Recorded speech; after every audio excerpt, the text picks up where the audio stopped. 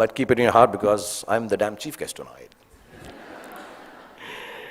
If you're after party, EDM, I assume this is the music. I thought it'd be very cool if I used the word EDM. Is EDM cool still? Thank you, David. And thank you, everyone, for inviting me here. This is a huge privilege, not because I'm the chief guest.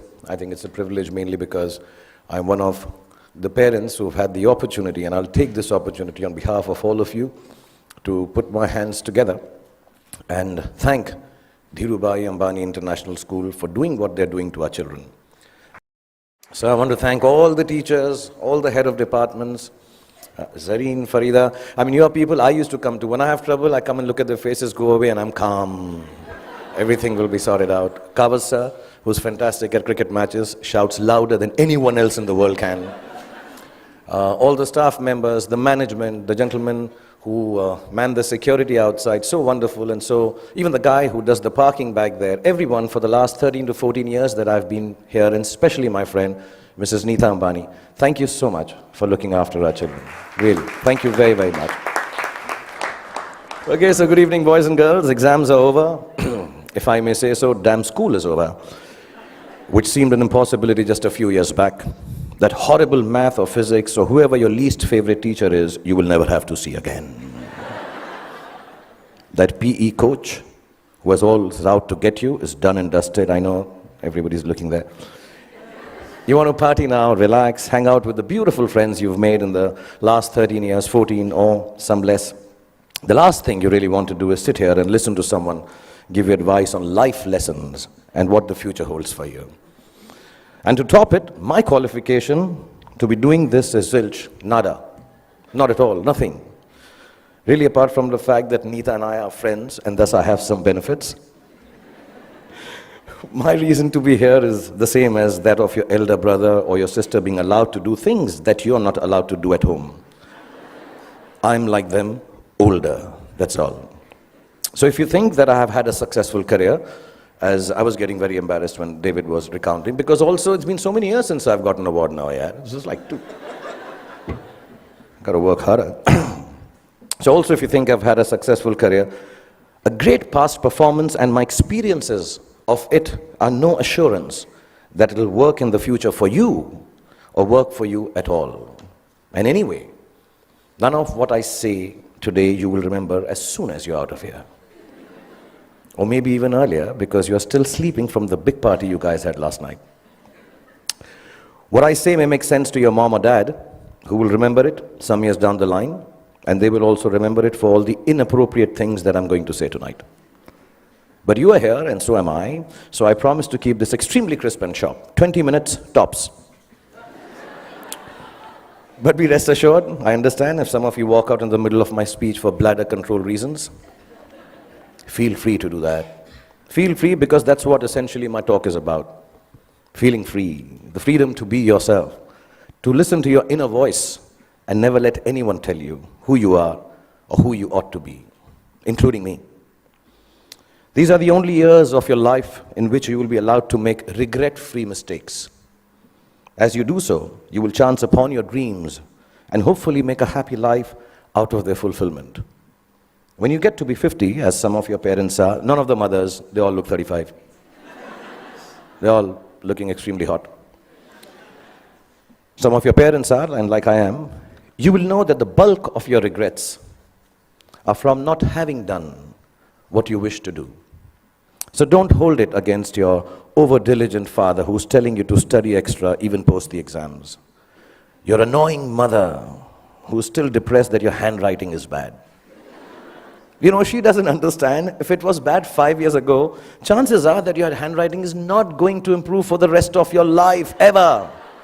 Ma'am, get that clear. It's not going to happen. But let me assure you, squiggles and ants and mosquitoes on paper won't kill your career. Any doctor here will tell you, indecipherable hieroglyphics may actually be a career booster. Don't be angry that your parents tell you that friend of yours is not good company, he is spoiling you. And please don't hold it against them when they tell you, he's a movie star's son, he'll become a hero, what about you?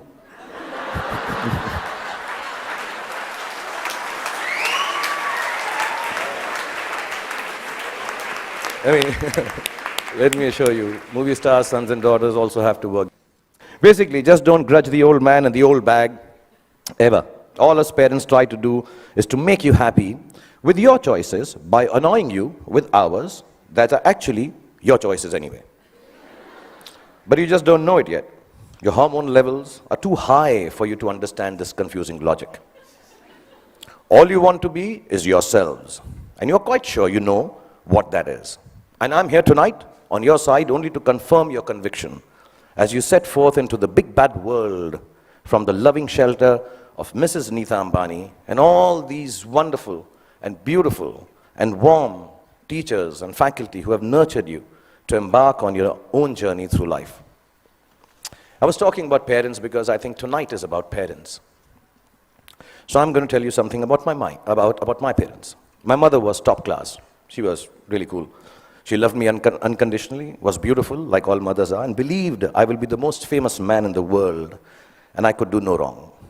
In Delhi, they say, "Hamara bachcha na is like the apple of my eye."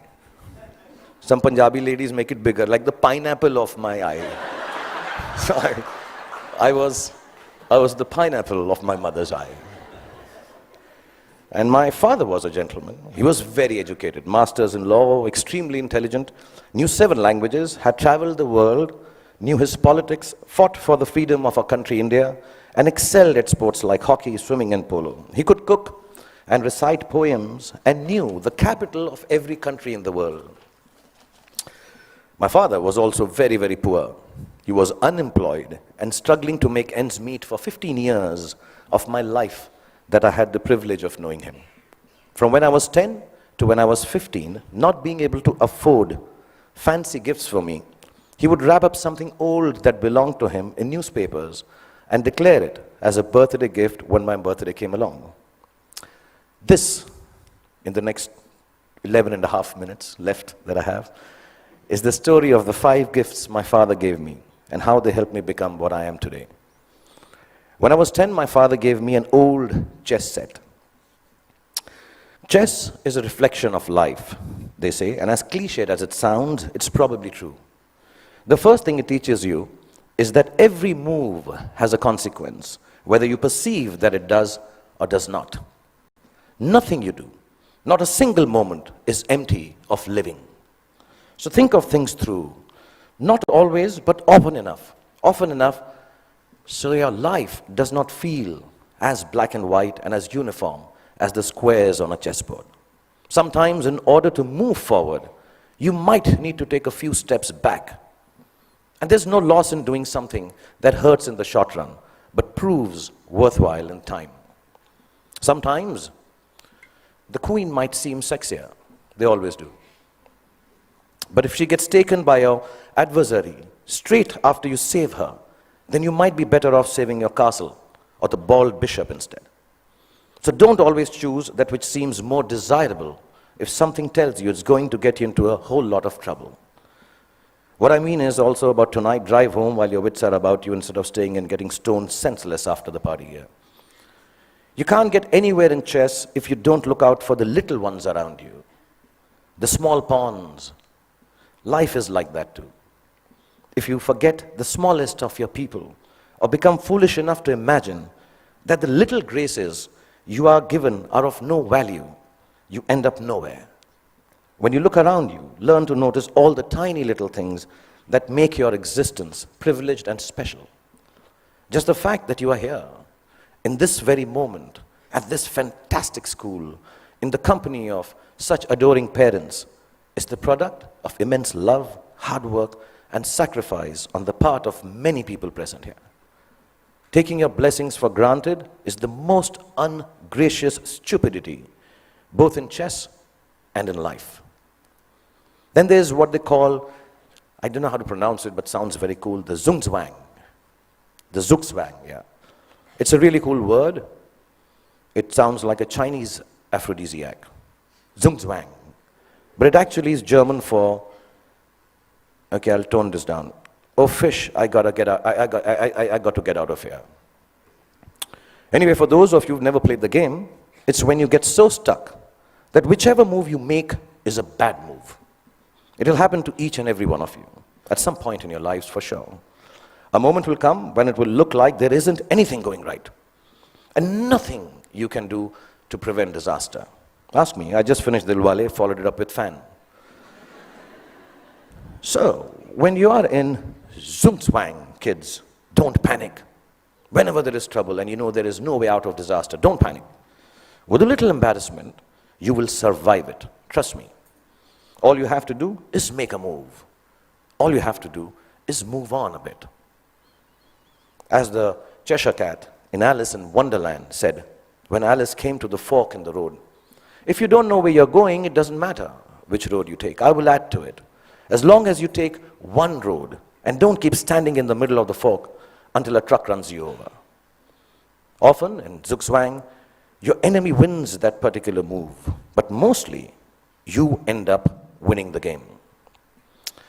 There were no computers when I was a kid, nor were there iPhones for us to Google pornography on, while our parents were busy checking their selfie likes on Instagram. One of the most precious gifts my father gave me was an Italian typewriter. I learned how to use it from him, how to roll paper into the roller and press the lever, I don't know if you guys have seen a typewriter. Google it, yeah. Yeah, the clicking sound of the letters as I pressed them with my fingers, forming words on blank pages, fascinated me. To use a typewriter well, you needed diligence. One wrong letter, and the whole exercise had to be started all over again. We used something called Typex to erase our mistakes in those days. Not to sniff at during math classes. But too much Typex in math classes or in typewriting is unacceptable. So we had to learn how to move our fingers accurately, to make words out of thoughts with efficiency, and do it over and over again till we got it just right. As an adult, I have come to understand that there is nothing of more value than your capacity for diligence and your ability to work hard. If you can outwork your adversaries and your employees, you can ensure your own success in whatever it is you choose to do.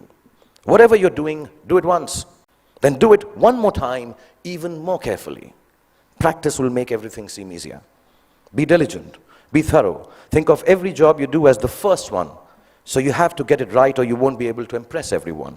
And at the same time, do it as your last job, as if you will not get a chance to do it again ever. Don't just outwork yourself. Only parents clapping. In fact, you can outwork yourself. If you can outwork yourself, then pretty much nothing can prevent you from glorying. Then my father gave me a camera.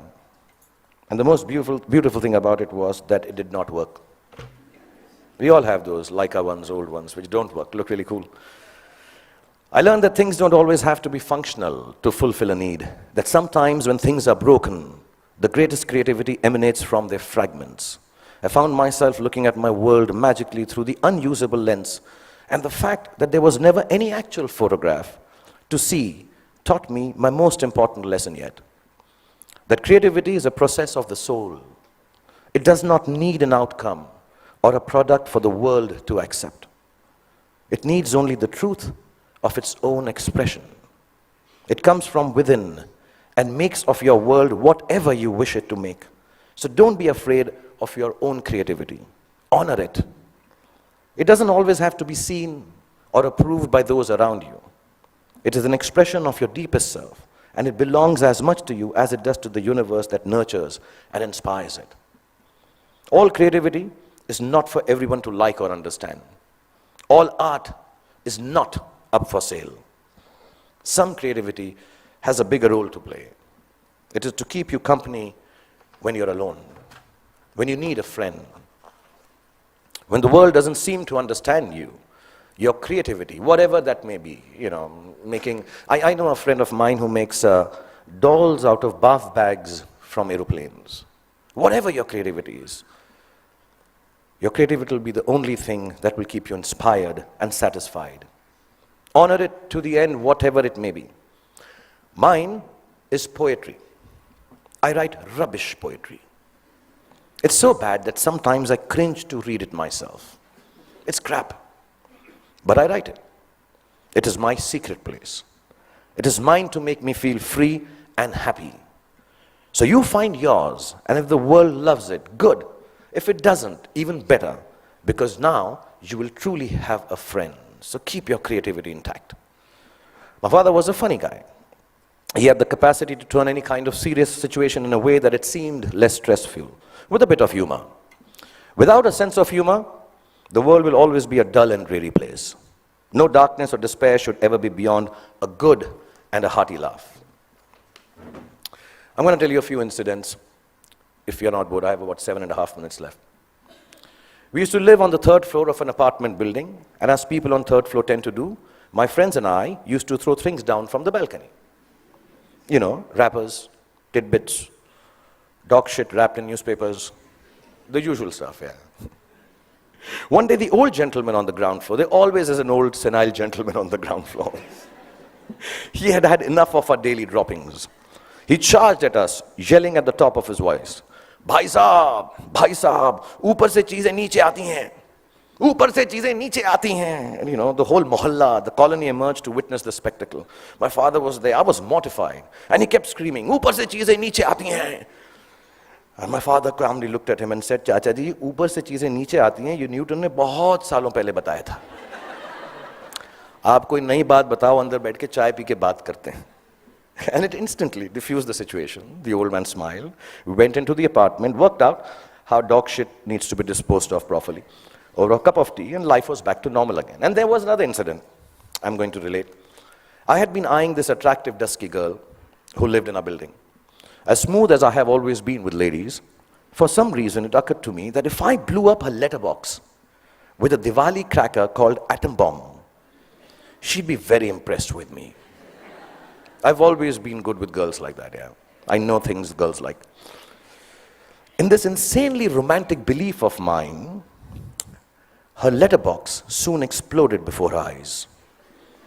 And I still don't know why the desired effect of running into my arms in slow motion was replaced with a screaming drama in which she flew up the stairs screaming, Amma, come here, Amma, ingeva, Amma, ingeva. She was a Tamilian lady, yeah. I took my chance, and as all macho men should do, I fled the scene. A few hours later, the doorbell rang. I looked through the magic eye, and the mother of the love of my life was standing outside looking incensed. I found a place to hide. My father opened the door. The lady began to rattle off a complaint. Your son this, your son that, sorry, my Tamil is not good, but it sounded like that. And he listened patiently and then responded, you know, ma'am, as you were speaking, I was getting angry with my son. But then suddenly I realized how beautiful you are. And I can imagine if your daughter looks anything like you, how can my son be blamed for falling in love with her and behaving so stupidly? The lady went silent as my father continued telling how beautiful she was. And then she became a little coy. Another cup of tea was had, and she said to me sweetly, Beta, just because my daughter is so beautiful, you shouldn't behave badly with her. You should come home, sit with us, and be friends. So not only did my dad get me off the hook for blowing up the girl's letterbox, he actually got me inroads to a long, satisfying relationship with the love of my life that lasted 6 days. Because then I realized that dating beautiful girls has its downside. Every boy in the colony made advances at her, so I was regularly beaten up in my attempts to offer her some boy-friendly protection. But that's another story. The point being, learn to laugh at yourselves every chance you get. If you can manage not to take yourself too seriously, no matter how big a shot you become, or how lowly, useless, trivial you feel, you will instantly disarm life's power to beat you down. It makes you braver to face ugliness because it changes your perspective. Humor is actually the deafness to see the world, the reality, for the transient farce it really is. It's like a talisman for survival. Cultivate it and allow it to lighten every heavy moment. Wear it like a vulgar tattoo if you don't already have one. Don't ever let it get washed away in the turbulently beautiful seas of life. It's your ticket to staying young and childlike forever. And you'll realize why it matters to stay childlike when you're my age. And you watch this speech on YouTube with your children. I'll probably have kicked the bucket by then. having smoked enough cigarettes to light up a forest. But I certainly hope that you will have understood what I understand now. No, not that smoking kills, that part is okay. But what I'm referring to is what counts as the most beautiful and final gift that my father gave me. I only realized it was a gift on the day he died, when I was 15 years old. A gift your parents have given to you already. Yes, the singularly most exquisite gift you and I have been given is the gift of life itself.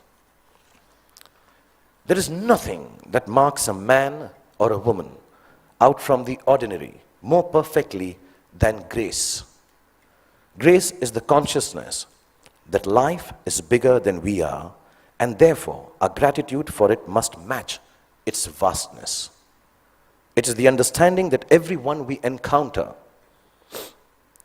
whether they are loving towards us or offensively abrasive, is a human like we are.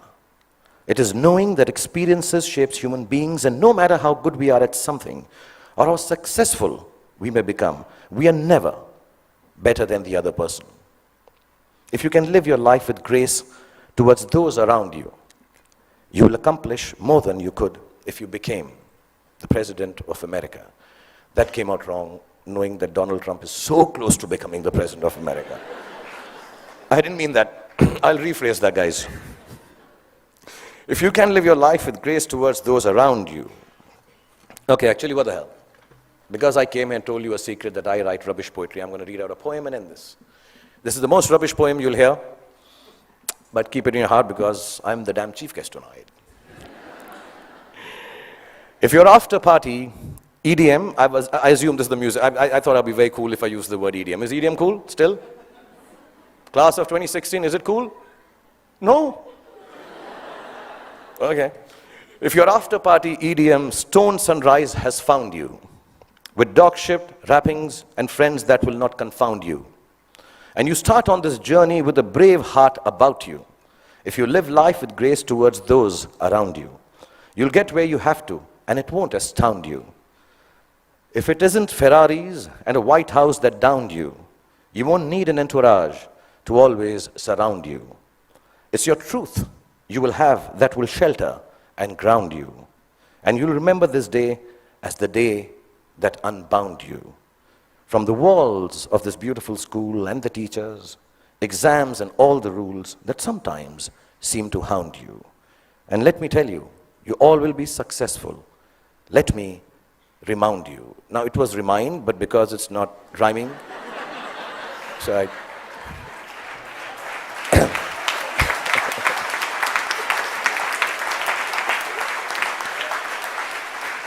So boys and girls, go forth, be free, have fun, make wrong choices, make mistakes. You will still succeed because the gift of education you have from this wonderful institution called Dhirubhai Ambani International School. The love Nita has given you and the genes that your parents have provided you with will always look after you. And when you succeed, don't forget to thank your least favorite teacher, because he or she actually cared for you the most. Love you all and be happy.